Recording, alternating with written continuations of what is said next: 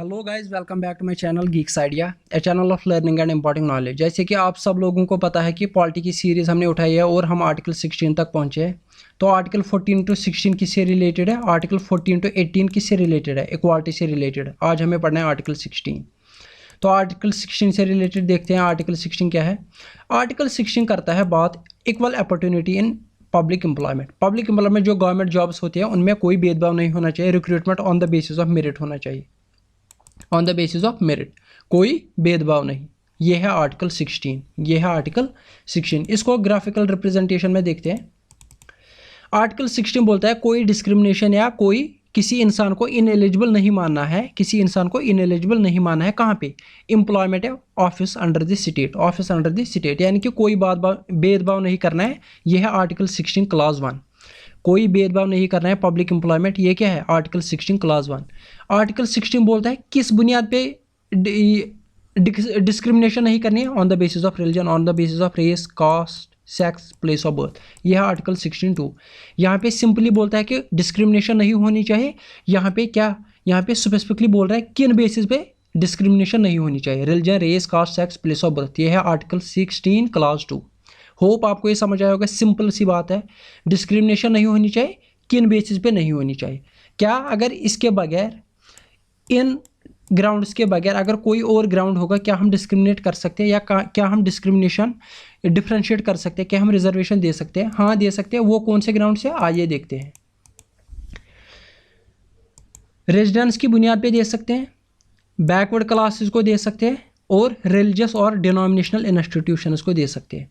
Residence की बुनियाद पे है आर्टिकल 16 क्लास 3। इसकी बुनियाद पे लाया गया 32nd अमेंडमेंट एक्ट 1973, जिसकी वजह से 371D इंसर्ट किया गया। इसकी वजह से क्या होता है?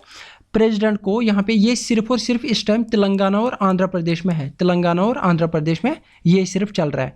इसकी वजह से जो 371D है, प्रेसिडेंट कर सकता है आंध्र प्रदेश में कुछ एरियाज़ को लोकली स्पेसिफिक करके उनके लिए अलग सा कैडर बना सकता है, उनके लिए पोस्टिंग के लिए अलग कैडर बना सकता है कुछ एक स्पेसिफिक एरिया के लिए, on the basis of residence. किसी जगह को बोलेगा नहीं, इस जगह की कुछ खास पोजीशन है या कुछ लोगों के लिए कुछ खास चीज़ें हैं, उस बुनियाद पे उसको लोकल एरिया करार दे के उनके लिए एक अलग सा कैडर बना जाएगा। उसको बोलते हैं on the basis of residence. ये कौन है? क्लास 3। क्लास 4 क्या है? सिंपल सी बात है, बैकवर्ड क्लासेस अपलिफ्ट करने के लिए उनको रिजर्वेशन दी जाती है जॉब्स में, वो है क्लास 4। इसी तरह रिलीजियस डिनोमिनेशन, मिसाल के तौर पर अगर किसी मंदिर में किसी पुजारी टाइप का या कोई और रिक्रूटमेंट करनी होगी जो on the basis of religion होगी, उसके लिए तो दूसरे रिलीजन के लोग तो नहीं आ सकते ना, उसके लिए स्पेसिफिकली हिंदू रिलीजन के होनी चाहिए। इसी तरह मुस्लिम रिलीजन के अगर कोई मस्जिद या इमाम या कोई मुस्लिम बोर्ड के लिए कोई रिक्रूट करना होगा, उसके लिए तो मुस्लिम लोग दूसरे को एक्सेप्ट नहीं करेंगे, इसलिए उसके लिए specifically on the basis of religion recruitment करनी है, on the basis of religion recruitment करनी है। ये यहाँ पे अलाउ किया गया है, ये यहाँ पे अलाउ किया गया। ये है आर्टिकल 16 क्लास 5। होप आपको ये अच्छे से समझ आया होगा कि डिफ्रेंशिएट या रिजर्वेशन किस बुनियाद पे देते हैं। अब ये जो बैकवर्ड क्लासेस को रिजर्वेशन दी गई है, इसके बेसिस पे कुछ फैक्चुअल इंफॉर्मेशन है। बैकवर्ड क्लासेस को कब ये दी गई रिजर्वेशन? उसके लिए बनाई गई थी मंडल कमीशन, जिसको बोला जाता है second backward class commission. Guys ये बहुत ज़रूरी है, उनको ऐसे याद करो। मंडल कमीशन को क्या बोलते हैं? Second backward class commission. ये कब बनाई गई थी? 1979 में। कब? कौन सी गवर्नमेंट थी? मोरारजी देसाई की गवर्नमेंट थी। बीपी मंडल था ये, जिसका चेयरमैन था। ये था मेंबर ऑफ पार्लियामेंट, ये था मेंबर ऑफ पार्लियामेंट। अगर ये सेकंड बैकवर्ड क्लास कमीशन थी, फर्स्ट बैकवर्ड क्लास कमीशन कौन थी? वो थी 1953 में काका कालेलकर के अंडर। होप आपको ये समझ आया होगा।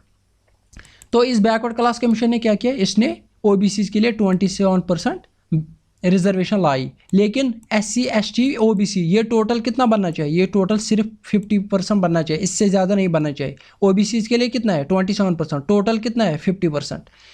इसको पास किया गया सुप्रीम कोर्ट की वजह से। जो ये लाया गया, इसको कहाँ पे पास किया गया? मंडल केस उसको बोलते हैं। क्या बोलते हैं? मंडल केस, या बोलते हैं उसको इंदिरा सोहनी केस। इंदिरा सोहनी केस 1992 में सुप्रीम कोर्ट ने बोला ये जो 27% बैकवर्ड कोटा है ये वैलिड है।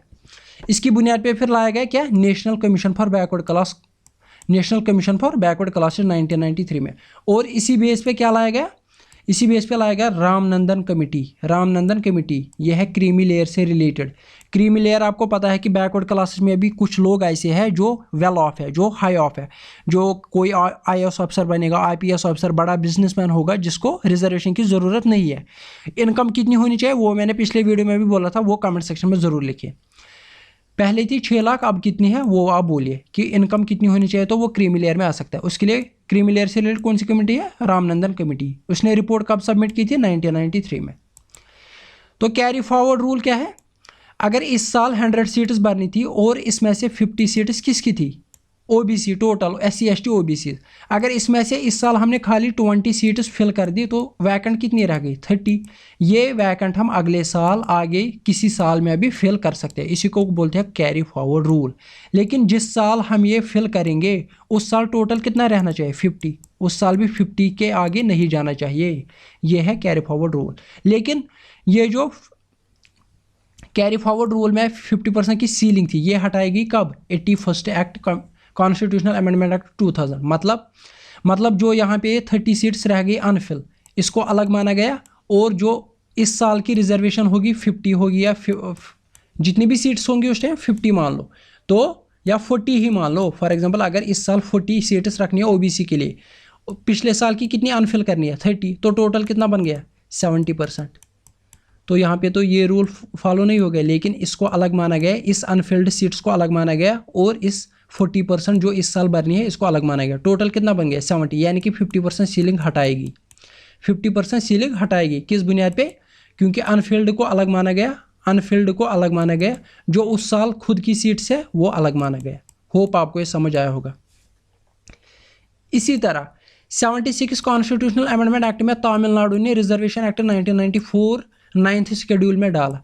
9th शेड्यूल में जब पहले किसी एक्ट को डालते थे वो जुडिशल रिव्यू उससे हटाया जाता था, यानी कि उसको फिर जुडिशल रिव्यू में नहीं लाया जा सकता, उस पर कोर्ट कोई फैसला नहीं सुना सकता था। फिर एक और केस है, उसने बोला कि आप हर कोई केस जुडिशल 9th शेड्यूल में नहीं डाल सकते ताकि जुडिशल रिव्यू से बचाओगे। फिर अगर बेसिक स्ट्रक्चर ऑफ कॉन्स्टिट्यूशन भी हटाओगे तो 9th शेड्यूल में डालोगे, बोलोगे ये जुडिशल रिव्यू नहीं होगा। ऐसा नहीं किया गया, फिर रोका गया। तो उस टाइम क्या किया गया? 69% इसने क्या दे दी?